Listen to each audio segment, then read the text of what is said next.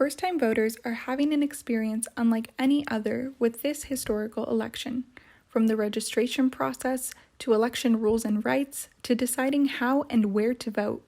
The first-time voting process is being celebrated as a memorable mark within this presidential election.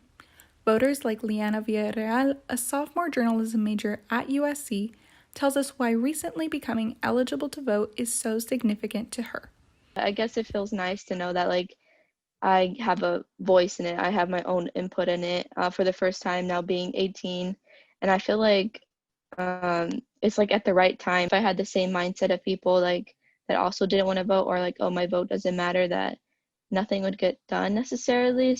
Millennials and members of Gen Z who are eligible to vote easily make up the largest voting bloc in the country for this presidential election, according to Pew Research. Key issues at stake, such as COVID-19 action plans, have paved first-time voters' decisions, such as USC sophomore communications major Otis Constam. In the circumstances that we're under with COVID and the fact that whatever leadership steps into office or remains in office will have a heavy impact on kind of the immediate future of where our country is heading.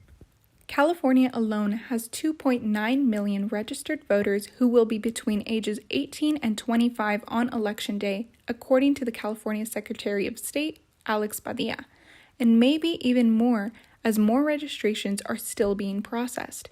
Being eligible to cast their ballots for the first-time voters shared their sentiments as they headed to the polls. As soon as I was done kind of sealing the envelope, I was just ready to get the results.